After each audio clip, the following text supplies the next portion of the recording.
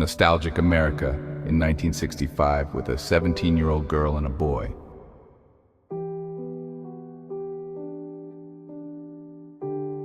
I was reading a book on evolution, one of my favorite supplemental studies, then put it down to ponder life.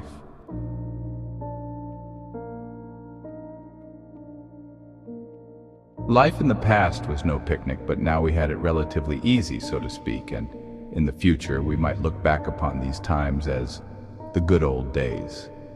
Some did that now, referring to the beginnings of the 1900s to the half-century mark, but those were also the days of polio and influenza, the First World War, the Depression, and the Second World War.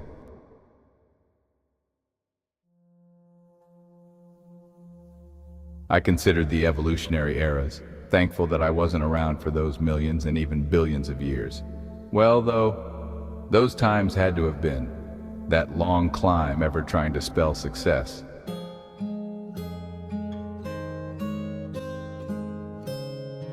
By and large, though, the world was still a mess, but this was mostly in lands further away, but for some areas of Chicago.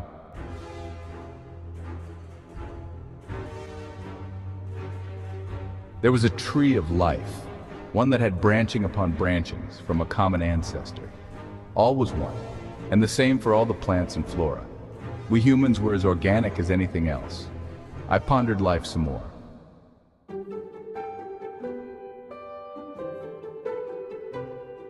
Why do people so naturally eventually get married and have kids and responsibilities? Because they wanted to? Because they chose to? Well, yes, they chose to. But a lot of this was probably nature speaking and choosing through them. But that was still them, though.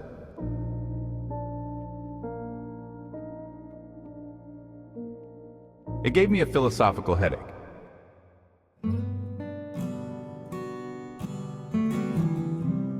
Now was all we had, whatever our stage of life, and now I was happily and peacefully doing nothing. In the old days, people even went away for the whole summer, as if they hadn't had a care in the world for what went on without them back home, going up north to a cabin, boating, swimming, fishing, hiking, and sitting out on the porch. We couldn't afford a vacation this year, even for a week, but we didn't mind.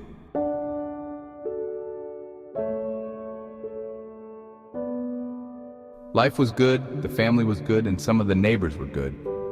We never got bored. Well, I still had work and games, but there was plenty of time left over to do not much at all.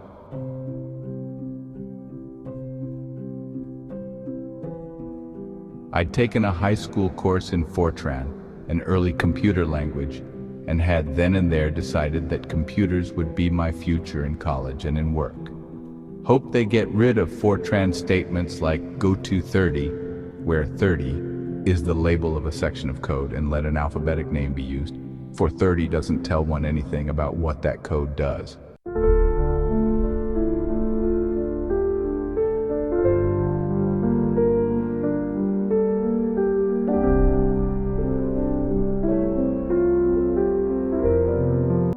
My eyes first lit on Lois years ago, long before I knew that she lived very near to Joe Gaynor, and that Lanny and Norm knew her too. And I will never forget the first sight of her glory. Lois was walking out of the basement of the Lutheran Elementary School after roller skating. She was beautiful and gleaming with her fluffy red hair, smiling, laughing, and graceful. I froze, possibly because I was stunned, but perhaps also so I could take in all of her astounding presence.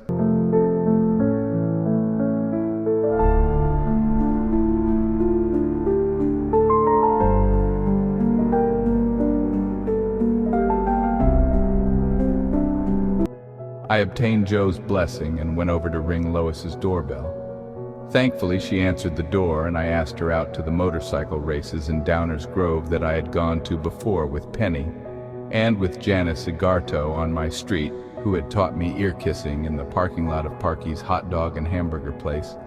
But she was too young to keep going out with.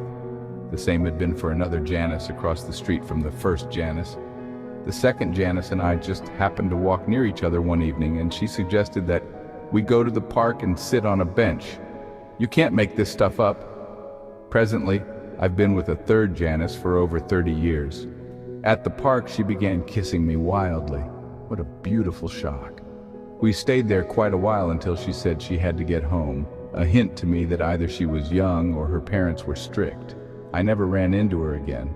Very strange, even though she lived but 3 houses down the block, which I guess was just as well, for I found out that she was 5 years younger than me.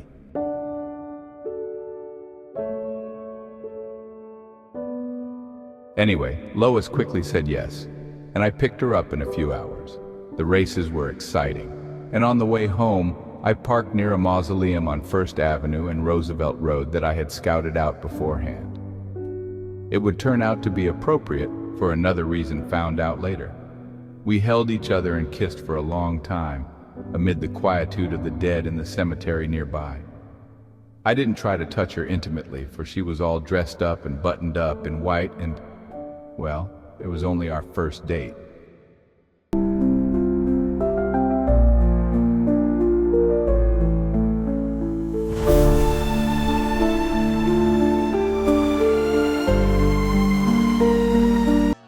The next day, Ruth Bard came over and said that Lois had wondered why I hadn't touched her. I replied that I was a gentleman. She spread all over town. I had been redeemed.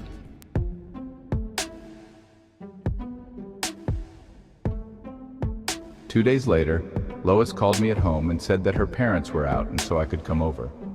I ran over there with my best sneakers on, flying by 8 avenues. No need to park a vehicle outside her house. It seemed that stealth was called for.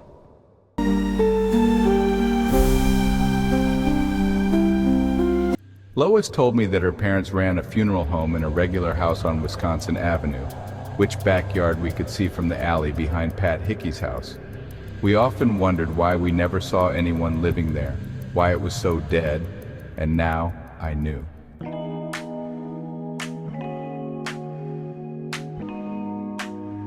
We played on her sofa for quite a while, which would make Ruth Bard happy. Sorry, readers, I lost my notes about this.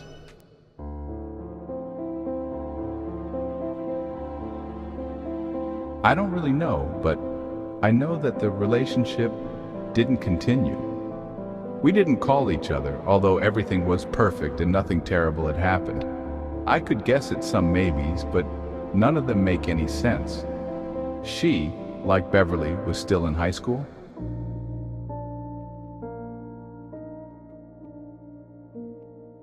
Lucille might be coming back next year. I give up. It's inexplicable and it still confounds me.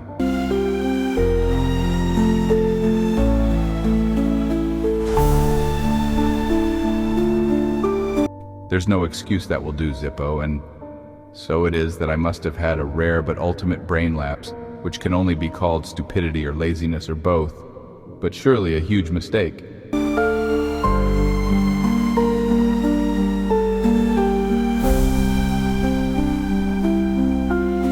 Well, at least I had caught up to the 8th grade girl who was the startling vision years ago that is still etched in my mind.